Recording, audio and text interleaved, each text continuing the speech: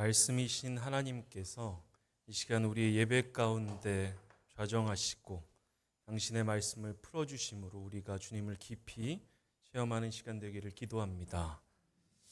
이제 갈라디아서 5장 19절로부터 23절을 묵상하고 나누는 게 한 네 번째 되는데 친숙해지시죠?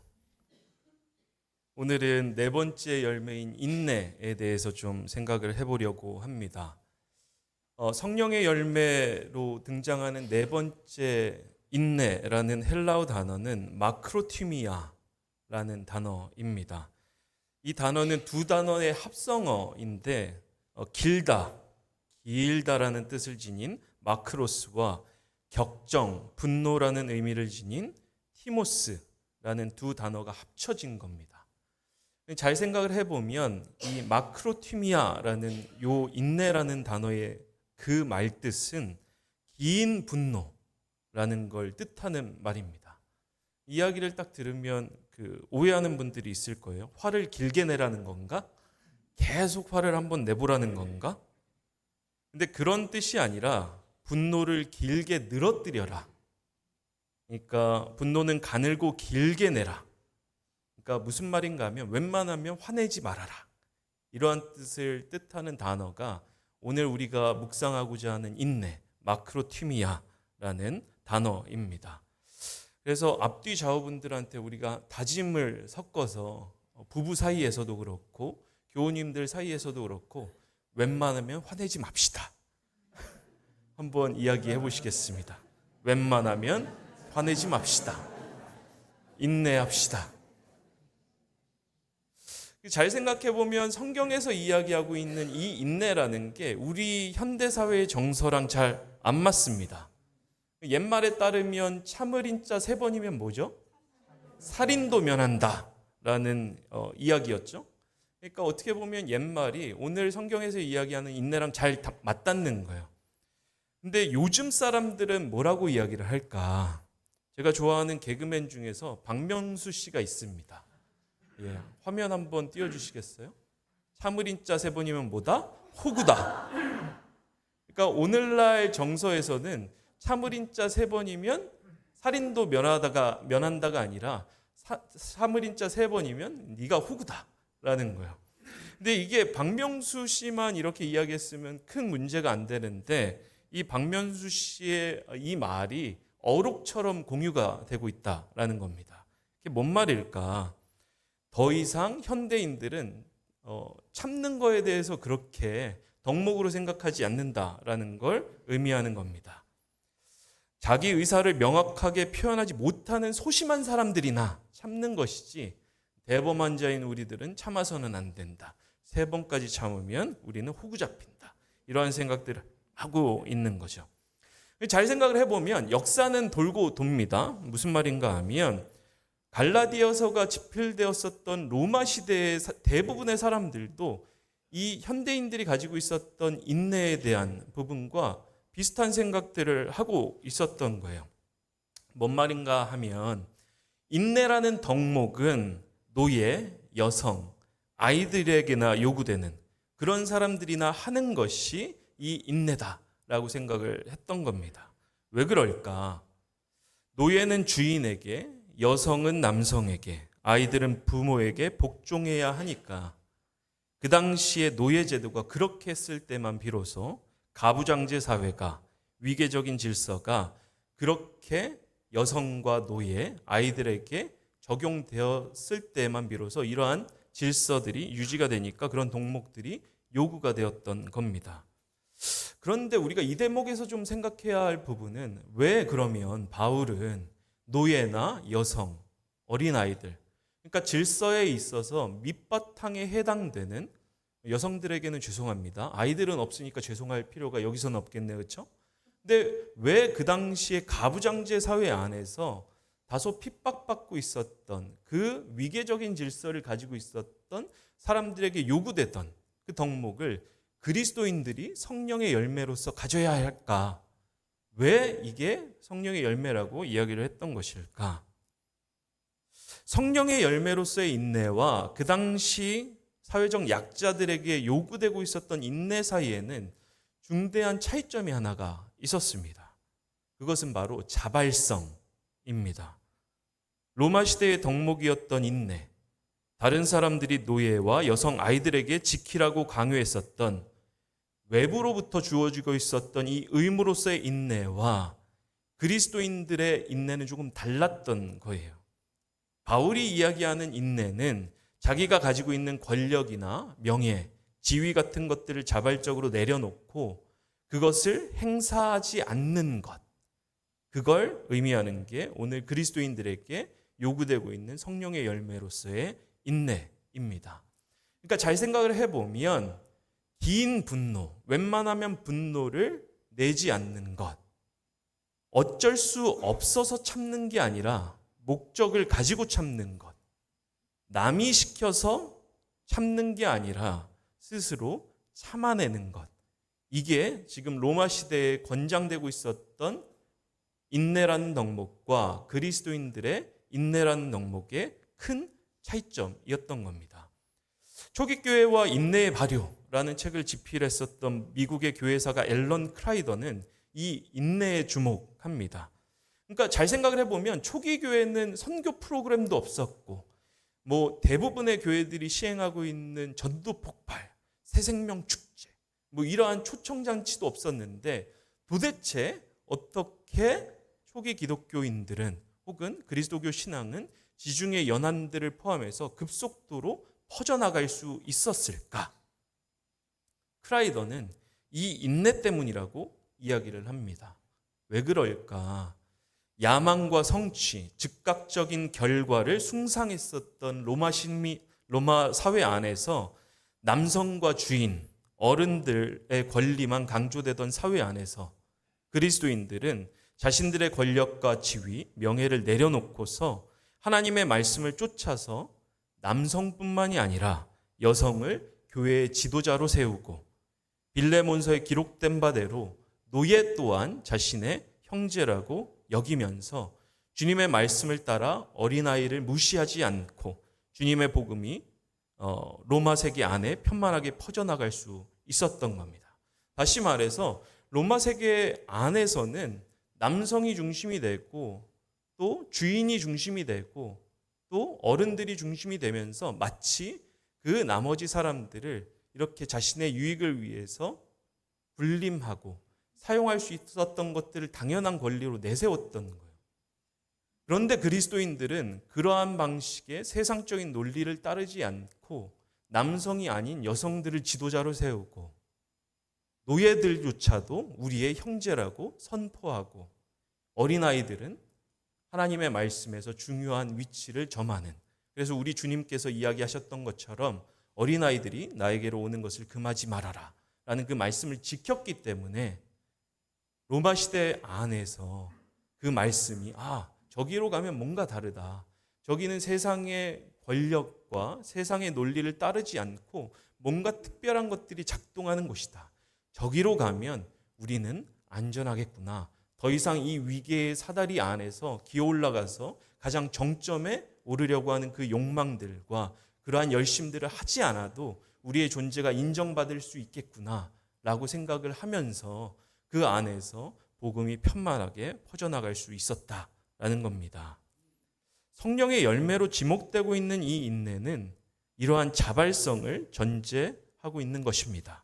내가 할 수 있음에도 하지 않는 것, 충분히 분노하면서 나의 권리를 주장할 수 있음에도 그렇게 하지 않는 것, 그것이 바로 인내인 것입니다. 오늘 우리 사회는 참을인 자 3번이면 호구라고 이야기하지만 우리는 3번 참아냄으로써 사람들의 마음을 얻는 것, 그런 그리스도인이 되기를 주님의 이름으로 축원합니다. 이러면 또 이제 한 3번만 참으면 되냐라고 생각하는 분들이 있는데 그게 아니라 끝까지 참아내는 것. 언제까지 그렇게 하는 거죠? 그들의 마음을 얻을 때까지 그렇게 하는 것.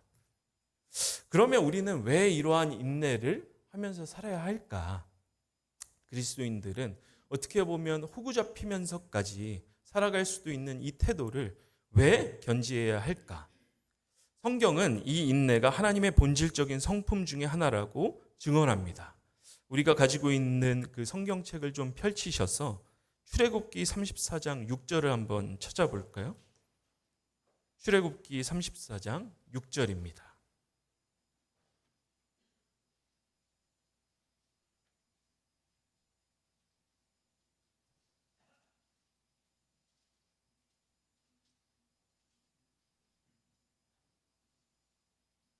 출애굽기 34장 6절을 우리가 찾으셨으면 한 목소리로 한번 읽겠습니다.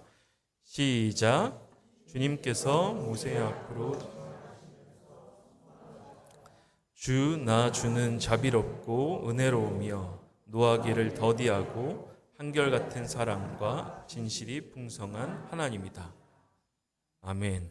그러니까 여기서 노하기를 더디하다라고 번역되고 있는 히브리어는 에렉 아핌인데, 이 단어는 우리가 이야기하고 있는 이 헬라어 단어 마크로티미아와 동일한 단어, 동일한 의미인 겁니다. 그러니까 구약 성경을 헬라어로 번역할 때는 이 마크로티미아가 사용되는 것이고, 이 마크로티미아, 인내라는 것을 히브리어로 번역될 때에는 이 에렉 아핌이라는 단어로 번역되는 두 가지가 이제 동의어인 거죠. 다시 말해서 잘 보면 하나님의 성품 자체가 이 인내를 내포하고 있는 것입니다. 나 주는 자비롭고 은혜로우며 노하기를 더디한다. 그렇기 때문에 인내라는 것이 성령, 곧 하나님의 열매인 것입니다. 성령을 따라 사는 사람은 하나님을 닮아가다 보니까 하나님의 성품인 인내를 얻게 되는 것입니다. 그러면 도대체 하나님은 왜 인내하시는가? 성경을 잘 보면 하나님이 인내하시는 분이라는 말씀과 하나님의 심판, 구원이라는 말씀이 유기적으로 연결되어 있다는 사실을 우리는 발견할 수가 있습니다. 우리가 조금 전 읽었었던 그 출애굽기 34장은 아론의 송아지 사건과 심판의 말씀이 있었던 32장, 33장에 곧이어 나오는 그 말씀들과 연결되어 있는 걸 잘 보고 있는 겁니다. 33장 3절을 보면 이렇게 기록되어 있는데 한번 이것도 찾아서 읽어볼까요? 출애굽기 33장 3절입니다. 찾으셨으면 한번 읽어보겠습니다. 시작. 너희는 이제 곧 젖과 꿀이 흐르는 땅으로 들어간다. 그러나 나는 너희와 함께 올라가지 않겠다. 너희는 고집이 센 백성이므로 내가 너희와 함께 가다가는 너희를 없애버릴지도 모르기 때문이다. 아멘. 여기서는 아멘이 안 나오네, 그렇죠? 심판의 말씀이니까. 그러니까 잘 보면 하나님의 분노가 느껴지는 구절인 거예요. 그러니까 하나님이 이스라엘 사람들을 이집트로부터 탈출시켜서 지금까지 쭉 인도해 왔던 거죠. 그 시내산 앞에서 하나님의 말씀을 전달하려고 모세를 불러 올렸더니 이 사람들이 금송아지 만들어 놓고 그 앞에서 막 춤추고 뛰노니까 하나님의 심판이 이어지는 거죠. 그러니까 하나님이 계속 참으셨는데 얘네가 계속 반대하니까 안 되겠다. 얘네랑 더 이상 못 같이 가겠다. 안 되겠다라는 말씀을 하셨던 겁니다. 그런데 모세가 17절에서 모세가 기도하니까 17절에서 하나님이 이 말씀을 번복하십니다. 하나님 없이 이스라엘은 가나안에 들어가지 못한다는 것을 알고 계셨기 때문에 모세의 기도를 들으시고 이 말씀을 다시 한번 유예하셨던 겁니다. 심판을 바로 내리지 않겠다고 말씀하시고, 그렇다면 내가 너희와 함께 가나안으로 올라가겠다라고 말씀하고 계시는 구절이 17절에 기록되어 있는 것들을 볼 수가 있습니다. 잘 보면 하나님은 모세의 기도를 들으시고 다시 한번 이스라엘을 인내하시면서 용서하신 것입니다. 베드로후서 3장 15절도 이렇게 기록하는데 읽어드리면 우리 주님의 오래 참으심이 구원을 위한 것이라고 생각하십시오. 그것은 우리의 사랑하는 형제 바울이 자기가 받은 지혜를 따라서 여러분에게 편지한 바와 같습니다. 디모데전서 1장 16절도 이렇게 기록하는데 하나님께서는 나에게, 바울에게 자비를 베푸셨습니다. 그 뜻은 그리스도 예수께서 끝없이 참아주심의 한 사례를 먼저 나에게 드러내 보이심으로써 앞으로 예수를 믿고 영생을 얻으려고 하는 사람들의 본보기로 삼으시려는 것입니다. 아멘. 그러니까 하나님은 인내하시는데 무엇을 위해서 그렇게 인내하시는가? 이스라엘 사람들을 용서하시고 그 사람들을 얻으시려고 하셨던 것처럼 바울을 용서하시고 교회를 핍박하는 자였던 바울을 통해서 실상은 많은 사람들의 생명을 구원하시려고 하셨기 때문에 그렇게 끝까지 인내하시고 용서하셨던 것입니다. 다시 말해서 하나님의 인내는 사람들을 얻고 그들에게 생명을 전달하기 위해서 인내하고 계신다는 사실을 우리는 기억해야 할 것입니다. 인도의 활동가 중에 포레스트맨 오브 인디아라는 이름으로 잘 알려진 자다브 파옌이라는 사람이 있습니다. 그가 살고 있었던 인도의 한 마을에서 홍수가 났는데 그때 이 파옌은 수백 마리 뱀들이 죽었던 그 모습을 보고 충격에 빠집니다. 그러니까 홍수가 나서 무수히 많은 뱀들이 떠밀려 왔던 거예요. 나무들이 없다 보니까 황무지 같은 맨 땅에서 뱀들이 수백 마리가 말라 죽었던 것입니다. 그때가 파옌이 16살 되던 1979년입니다. 우리는 보통 이제 뱀 그러면 약간 좀 뭐랄까요? 좀 징그럽고 또 우리 성경적인 정서에 따르면 이 원죄에 결부되어 있는 짐승이 또 뱀이니까 좀 꺼려하는. 그래서 우리는 딱 보고 이 정도 정서는 안 가질 수도 있을 것 같아요. 그런데 이 파에는 이 뱀들이 수백 마리가 죽었던 이 사건을 보면서 충격에 휩싸였던 겁니다. 숲이 없어도 되나? 우리가 이렇게 개발한다고 무수히 많은 숲들을 황무지로 만들어도 되나? 이 충격에 휩싸이면서 이후에 파에는 숲을 다시 조성하겠다는 생각으로 40년간 대나무 묘목을 하루에 한 그루씩 심어나가기 시작을 합니다. 불가능해 보였던 이 일을 통해서 생명을 살리겠다는 그 인내를 가지고 일을 계속 해왔던 거예요. 그래서 사진을 하나 보시면 위쪽에 있었던 저 황무지 같은 땅에다가 대나무 묘목을 계속 심다 보니까 실상 저 땅 안에서 상당히 넓은 면적의 대나무 숲도 조성이 되고 그 이후에는 여러 가지 활동가들의 도움을 통해서 숲 자체가 조성이 됐던 것들을 볼 수가 있습니다. 밑에 있는 저 사진과도 같이 황무지가 바뀌었던 겁니다. 그러다 보니까 이후에 몰라이 숲이라는 숲이 조성되기 시작을 합니다. 지금 현재 면적은 뉴욕에 있는 센트럴파크보다 큰 면적의 숲이 조성되었던 것들을 볼 수가 있었던 거죠. 이후에 사슴도 찾아오고 토끼도 찾아오고 원숭이, 100마리 이상의 코끼리, 벵골 호랑이, 또 콧불소, 다양한 조류들이 사는 보금자리가 되었습니다. 인내는 생명을 얻게 하는 것입니다. 노하기를 더디하고 주어진 사명에 따라서 행동할 때 우리는 생명을 얻게 되는 것입니다. 하나님은 오래 참으심으로 우리를 얻으셨습니다. 그렇기 때문에 우리도 인내해야 합니다. 인내를 통해서 우리에게 주신 사람들을 얻는 그들을 주님께로 인도하는 저와 여러분이 되시기를 주님의 이름으로 축원합니다. 근데 신약에 보면 이 인내를 뜻하는 단어가 하나가 더 있어요.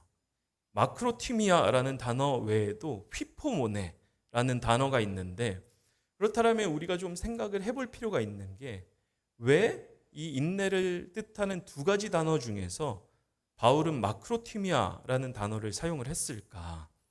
마크로티미아라는 단어는 모욕이나 악에 대해서 참고 분노를 늦추는 것, 이 의미를 가지고 있습니다.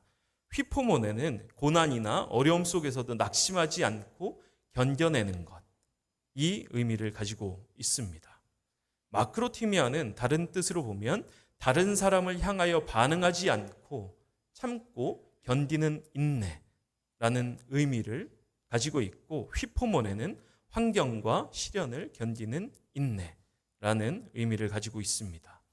그러니까 어찌 보면 우리가 조금 전에 나눴었던 그 파옌이 보여줬던 그 인내는 마크로티미아, 관계적인 맥락에서 다른 사람들을 참고 견뎌내는 것보다 환경과 시련들을 견뎌내는 휘포모네에 좀 더 가까운 뜻, 그 인내를 의미할 수 있다라고 볼 수 있겠죠.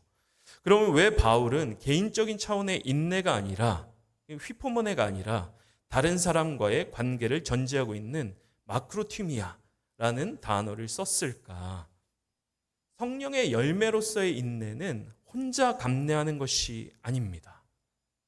관계 안에서 이루어지는 것입니다.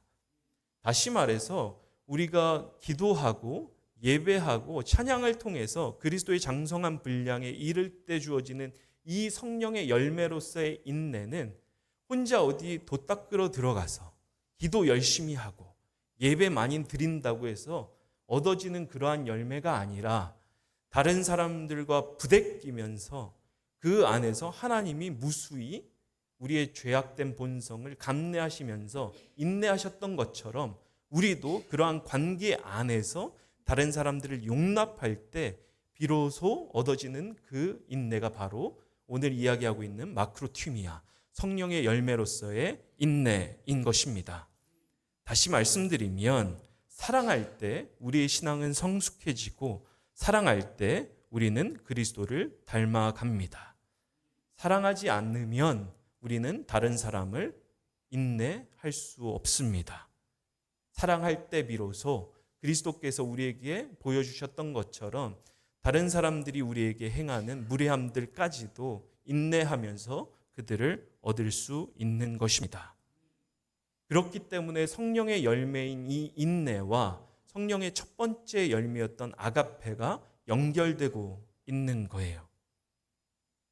앞서 언급했었던 교회사가 크라이더는 로마가 기독교를 공인하게 된 계기를 살펴보면서 그리스도인 여성들에게 주목했습니다.